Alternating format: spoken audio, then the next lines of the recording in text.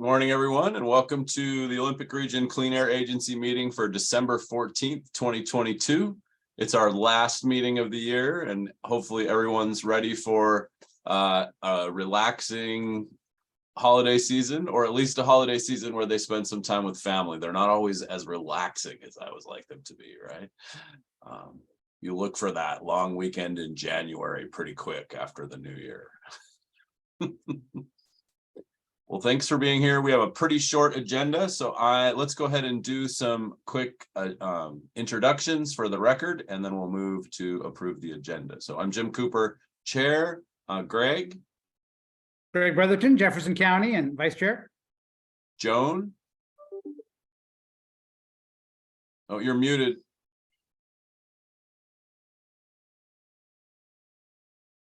Joan Cathy, City of Tumwater, and nobody trusts me with the office. I think that was a nomination. No nominations today, please, Greg. No. No. Jill. Jill Warney, Grace Harbor County. Randy. Randy Netherland, Mason County. Great. And we'll call the rest of our board members excused since we told them it would be a short meeting. And Jeff, will you walk us through the staff? Sure. Good morning, everyone. Jeff Johnston, Executive Director of ORCAA. Also have Dan Nelson, Communications Manager here, Debbie Moody, Office Manager, and Lynn Harding, our Financial Services Manager. Great. And then the other Jeff, how about your team? Jeff Myers, Legal Counsel with Mike Throgmorton today. Good to see you. And Matthew Sonaby is working hard on another matter. So Right on. Divide and conquer. yep, it looks like we got one more. Yeah, let's go to Carolina. Hi, everyone. Carolina McKee, Thurston County Commissioner. Hello. Okay, I think that's everyone for introductions. So I'll ask for a motion to approve the agenda. Mr. Chairman, we approve the agenda as presented. Second. We have a motion by Randy and a second by Greg. Any discussion, amendment? All in favor say aye. Aye. Aye. Hi. Opposed? Motion carries. Thank you. So that takes us to the chair report. I just have one item today. So it seems like time has flown and we are upon the end of the first contract of our new executive director. And so we have about a month and a half technically to turn around a review and discussion around his contract renewal. And so Jeff and I talked through a process. So I wanted to just roughly outline the process that Jeff and I talked through, and then I'll appoint a personnel committee. And my goal is to have you trust us with process so that we can conduct a review in January. But if you'd like us to come back and describe the process further, that we will be happy to do that. My goal is to conduct the review in January so that we can present to Jeff and talk to him, have him tell us his side of the story at the February meeting. And so right now what Jeff and I have talked through is just really roughly, and is that Jeff will do a write-up summary of where we stand on the performance measures that we established with him at the beginning of this year. I will schedule a 1-hour session where any ORCAA staff member can come and give feedback to me. And then I will also schedule one-on-ones with each of the executive management team just to hear their feedback. I thought, and Jeff agreed, that because it's the first one, it would be great to just do a little bit higher than normal level of rigor to make sure that we're all on the same page and make sure that he's set up well for the second year of his contract. And then some prompts and questions go out before those meetings so folks can be thinking about it. And then we would hold an executive session to discuss the feedback that was received from staff have board members contribute feedback, have Jeff contribute feedback, have a discussion, and then following that executive session, I would work towards writing up a contract to cover any actions like raise or benefit changes that might come out of that review to bring to the board, as well as a review letter to go in Jeff's file. So does that generally sound okay, realizing that when the committee sits down, it will refine a little bit within reason, but wanted to see if there was any other thoughts or suggestions before I appoint a committee to take your charge. So Sounds good. Jim, I've been doing this with you long enough to realize that you also bring back the stuff that needs work and needs to be considered on the negative side, because I have faith in how you will move forward. thank you, Randy. And I'm not looking for negatives, but I will say Jeff is really wanting constructive feedback. So I think it's really important that we set a place where we can give him that and not have it be negative, because it's all about the evolution of the position and the organization. But thank you, Randy. I appreciate that confidence. Yeah, well, I don't consider that negative when you give that constructive criticism. I think that's required. When you don't do that is when you start having issues and you just go along with everything that happens. But I watched you with a leader that had been here for years and years and even more years, and you still good constructive criticism on how to make it better. That's why I have faith in him. Thank you, sir. Robin? Oh, sorry. I thought you were raising your hand. That was just me agreeing. Okay, right on. Awesome. Anything else? So, okay, so I would like to appoint our Vice Chair, Greg Brotherton, and Robin Vasquez from the City of Lacey to serve with me on the Personnel Committee. We'll have two roles. The first one is to conduct the review, and the second one is to sit alongside the salary survey with the consultants and the executive director, so that we can work through that process and help the staff bring it back to the board at the right time. So two charges. We would sunset upon the end of the salary survey. Is everyone okay with that? Awesome. Thank you, Robin and Greg, for agreeing to serve. I think it'll be a great committee. Okay. I don't think there's no finance report today from the committee that we have not met since the last time. So then I'll go to public comment. Any public comment? Okay, I'm going to stop for a second and have Tiffany introduce themselves, because we didn't catch that in introductions. So let me jump in really quick with one of the updates that I'll provide a little bit later, but now's now's a good time. Now's a good time. So somebody I didn't introduce at the beginning, but Tiffany Flores is here with us. So she is ORCAA's new records clerk. So very happy that she joined us. Actually, today is day number 3. She joined us on Monday. So Tiffany comes to us from the Department of Ecology, many years of experience managing records and providing a wide variety of other critical administrative support functions. So very happy to have Tiffany with us. And again, I'm sure you'll be hearing more about the great work that she's doing with us and getting our records in order and everything else in the coming months. So welcome, Tiffany. Welcome, Tiffany. Do you want to say hello and tell us anything about yourself?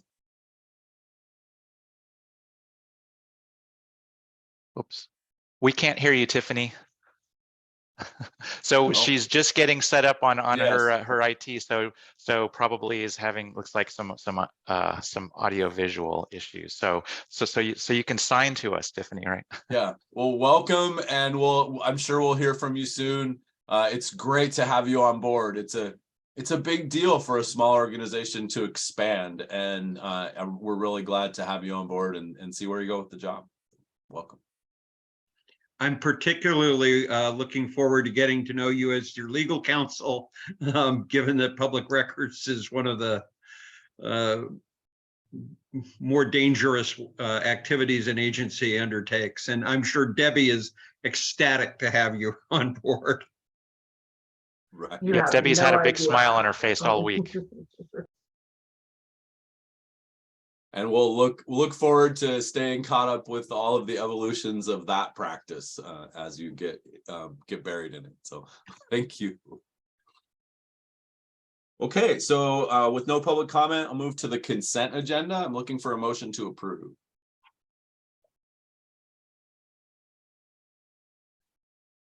So moved. This is Carolina. Second, Robin. Motion and a second. Any questions, comments, or polls? All in favor, say aye. Aye. Hi. Aye. Bye. Aye. Motion carries. Thank you. I've got a quick, if I could just make a quick note on that, as folks might have noticed. So just to highlight the final payment of $43,953.96 to Thurston County Treasurer's Office officially pays off the ORCAA building as of December 1st. So let's mark that milestone. That is so cool. Yay. Congratulations, ORCAA. And we'll look forward to a safe destruction of the deed. Some sort of ceremony to appropriately mark the occasion. Yes. Please don't burn it in a burn barrel. Yeah, no, that's why I said destroy. But you know, I said there might be enough puppies in the group, and we could just bring them all together to mark the occasion. Sorry. Sorry, Dan should show his puppy right now to help me, but he's not. So He's napping. okay, right on. Thank you, Jeff. Okay, so that takes us to good of the order. Any updates from anyone?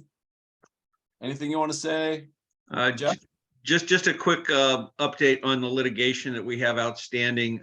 The Court of Appeals has not yet issued an opinion on the case involving 350 Seattle and whether or not the board has to specifically approve permits rather than the agency executive director and engineer. So we're waiting for a decision on that, and we'll advise you when it comes in.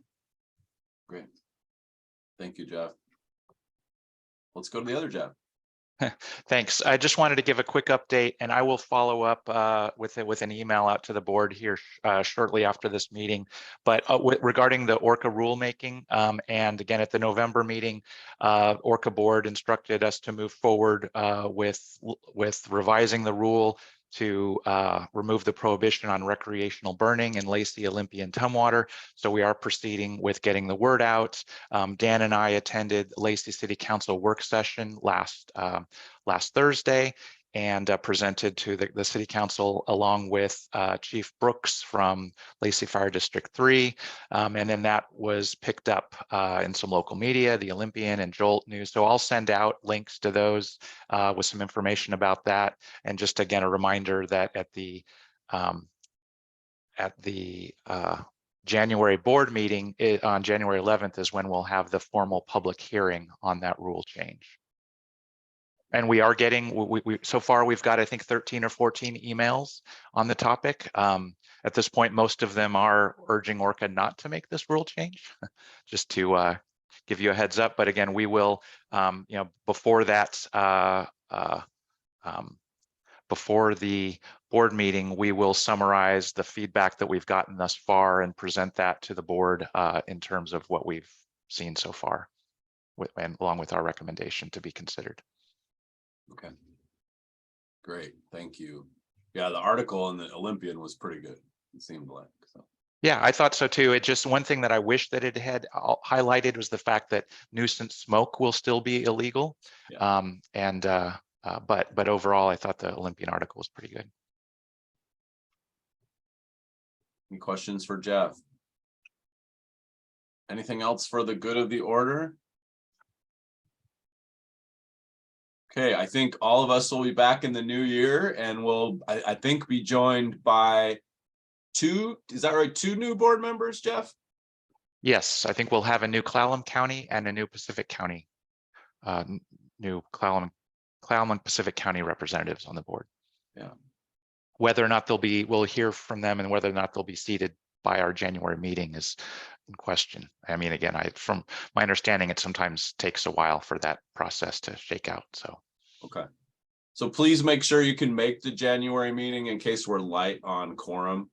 And let Debbie know if there's anything coming up so that we can track that closely, since it's possible we're shorthanded. Although maybe quorum is only of the appointed, not the positions. I guess I shouldn't have. I made the wrong assumption, I think, about our bylaws. so I'll just also mention in the agenda for today's meeting, Debbie included a link to the board work plan. And just in terms of what we've got coming up for meetings in the coming months, things that are scheduled, and as well as things that aren't yet scheduled, but are on our list of things that we're tracking. So I would encourage folks to take a look at that. And if you have any input, any questions or suggestions for upcoming board topics that you'd like to see on that list, please reach out to me, and we'll work to accommodate that. Thanks a lot, Jeff, for keeping up with that. It's been a huge improvement for me from a board perspective, just especially from a board chair perspective, having just kind of knowing what's going on and having that to check in with you on in between meetings.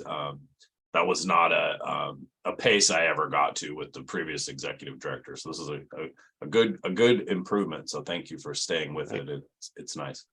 Well, it's helpful for me and us too. So I'm glad it's helpful for you. And I mean, we've got so the January meeting is going to be busy with, you mentioned the hearing, but we've got some other important topics as well. So that's likely to be a lengthy meeting, perhaps.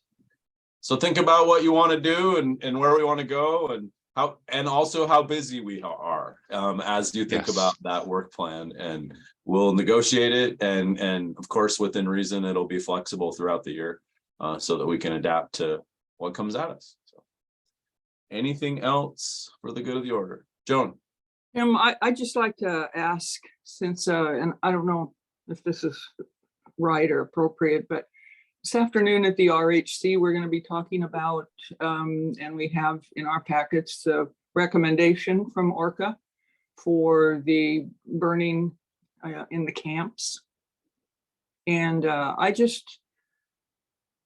kind of wanted Jeff to talk about that again, and actually I've gotten a lot of pushback on that, and the city of Tumwater is not jumping up and down that we are considering allowing fires in homeless camps.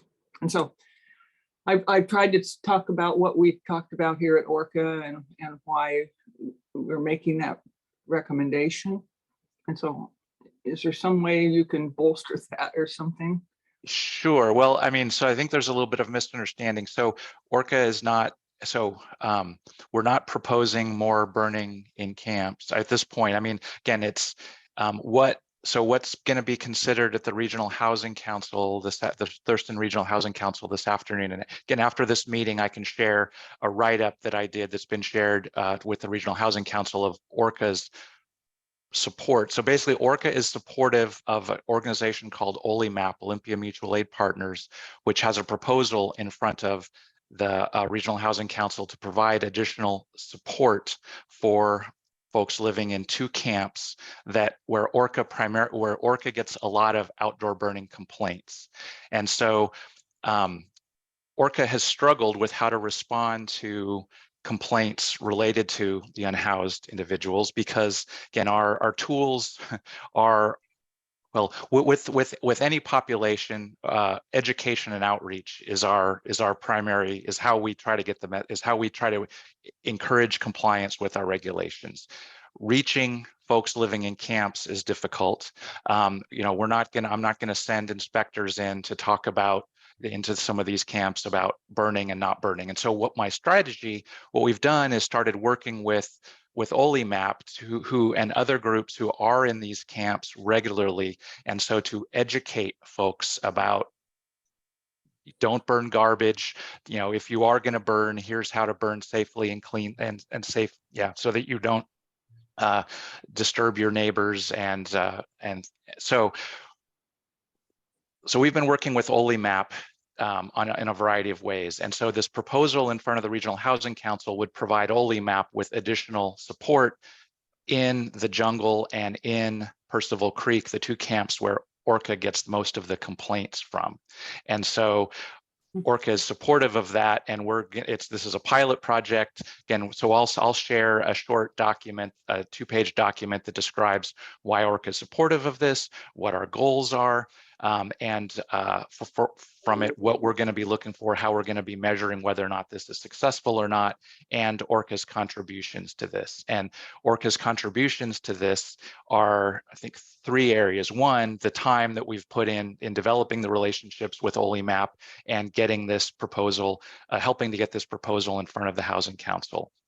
We're also working to update our rule regarding recreational burning, which will clarify issues. Again, so we're not encouraging more burning in the camps, but if burning is going on, we want it to be done safely and in a way that's consistent with the local fire officials. We've met with Lacey, Olympia, Tumwater fire officials who are on board with this proposal. And then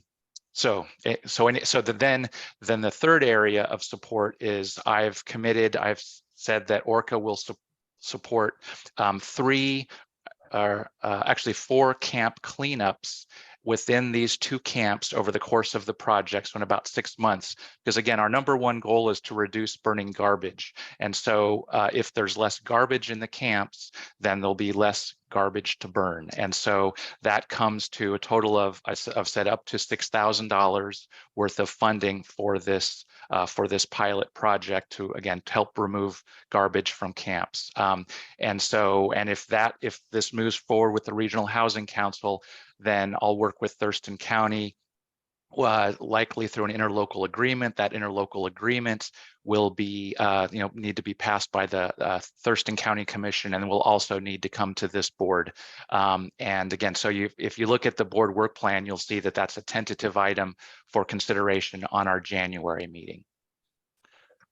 So, I've talked with a number of ORCAA board members. I've talked about it with our attorney, Jeff Myers, just kind of going over the outlines of it, gotten support. I know it hasn't been to the full board. I did mention at our last November meeting that I was talking to the Regional Housing Council. Actually, it was that afternoon. And so that's kind of where things stand. I will share, again, this 2-page document that I think articulates a lot of what I've been talking about here. And I see that there's a bunch of chat. Let me open up my chat window. Sorry, I can't see it. So Randy, can you just wait?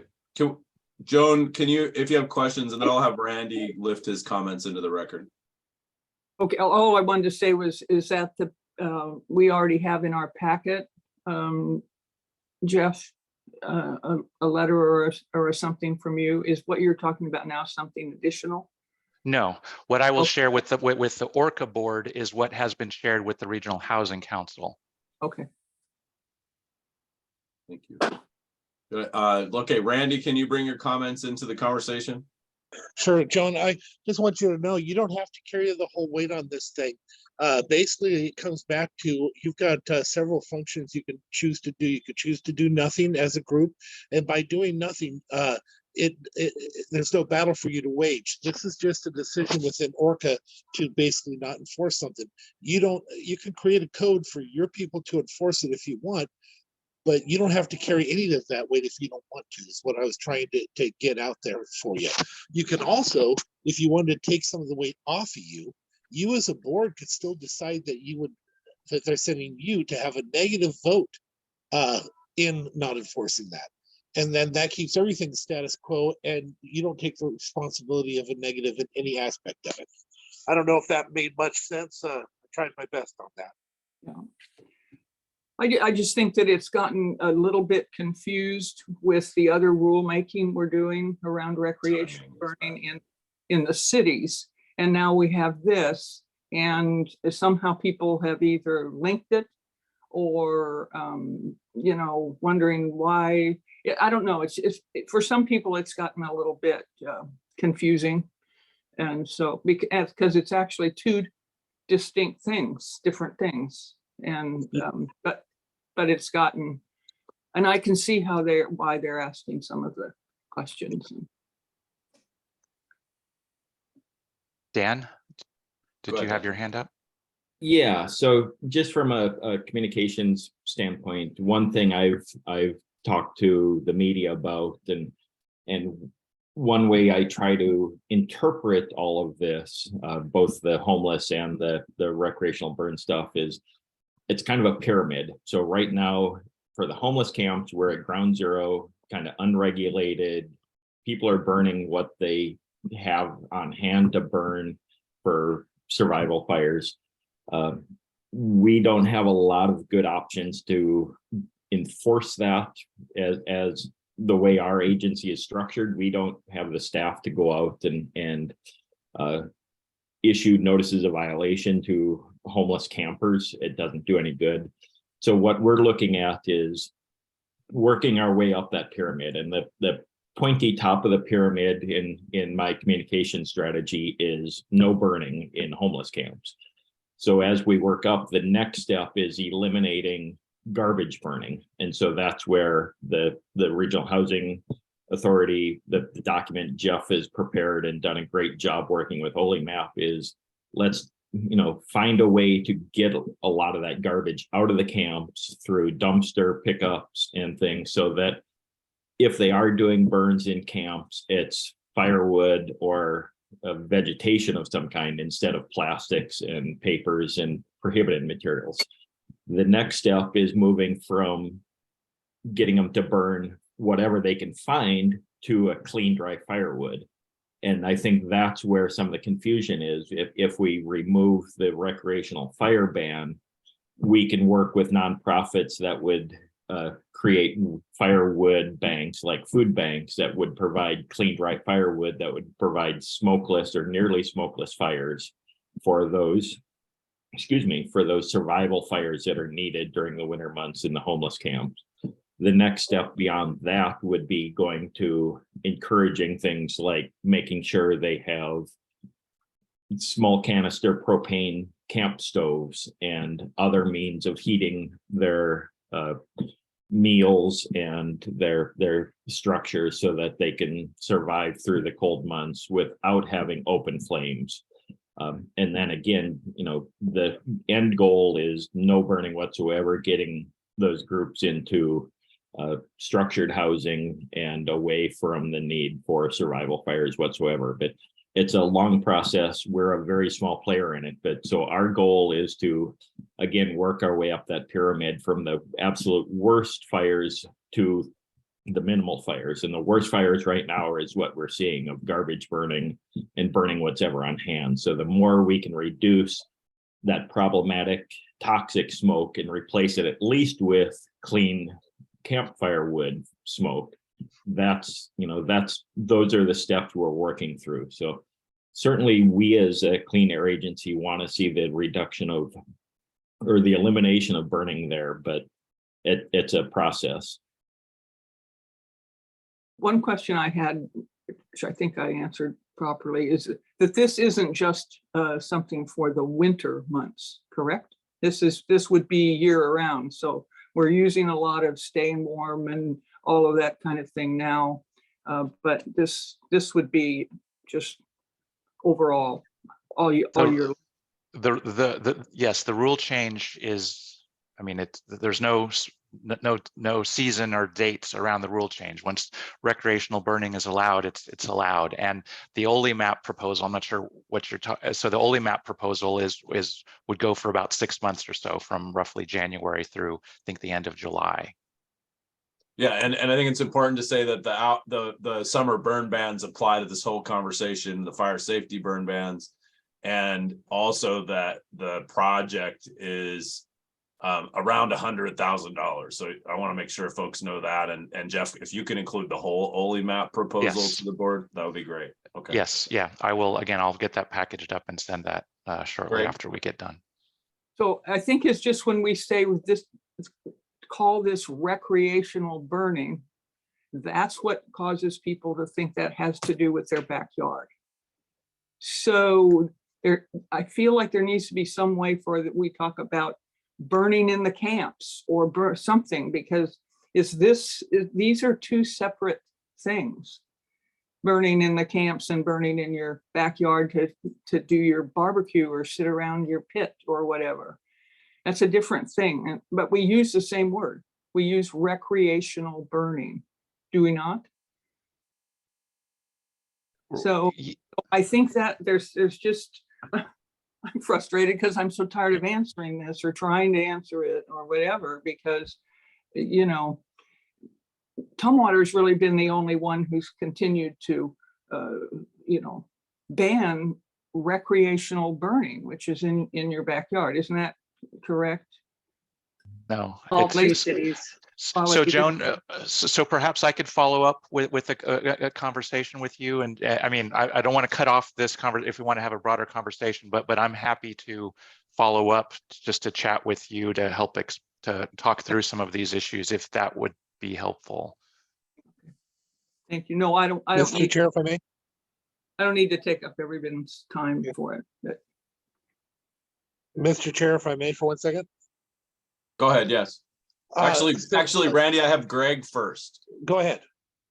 Okay, thanks. And I look forward to seeing the whole Holy Map proposal and everything, but just kind of to try to address Joan's request. It sounds a lot like a harm reduction effort in the same way that substance use disorder, you know, whether it's Narcan distribution or anything. So that might be a way that you can approach it, is just, you know, we're talking about essential services and a harm reduction approach to heating in the camps that is, you know, going to happen one way or the other. So to make it safer is just it's the same philosophy that you're likely applying to some of the other issues in those camps. So just a suggestion.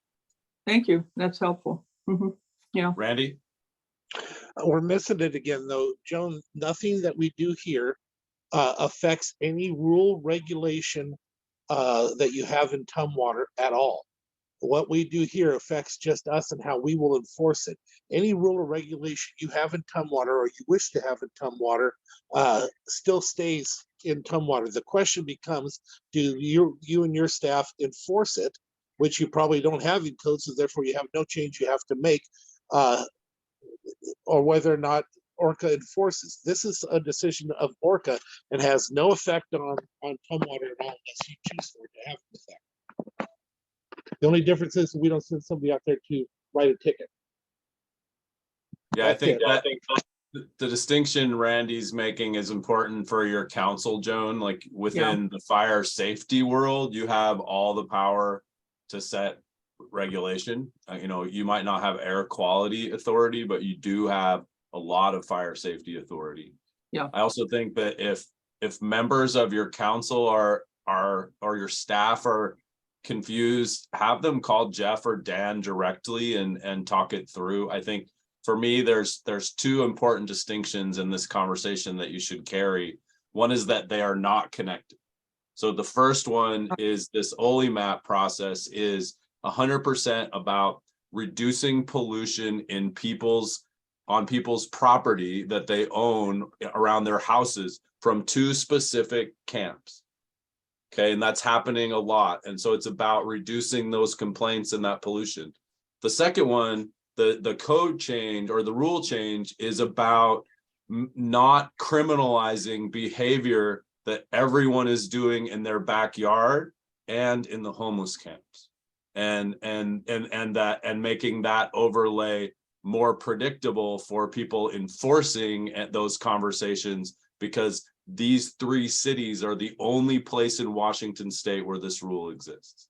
So I you know, there's a lot of migration and a lot of confusion about those rules among homeowners, and a lot of people are violating it. And so this to me is actually way more about congruency for the homeowner than the homeless camp conversation when you really break it down. So that's just some reflection from the conversation from me. Okay, very helpful. Very helpful. Thank you, all of you, for indulging. Thanks for asking, because we probably should have had it on the agenda. So No, it's okay. and if the RHC approves this request, because it's a request for emergency funding from some of our recording fees, if they approve the proposal, then we'll make sure Jeff updates the ORCAA board along the way about how we're doing with outcomes.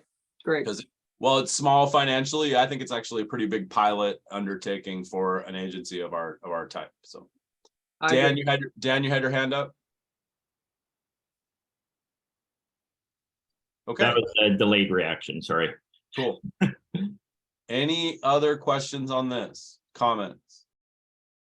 Good discussion. Complex timing.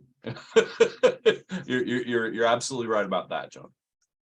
So thank you all for making this a good discussion and worthwhile to come to, because otherwise we would have been like, well, why do we do that other than for the bylaws? So much appreciated. Hearing nothing else for good of the order. We have no executive session, and so we are adjourned. Personnel committee, stick around. We'll convene our meeting, I think, immediately following this. Thank you, Merry everyone. Christmas, everybody. Merry Thank Happy you. holidays, Happy Happy New holidays. Year, Merry Christmas.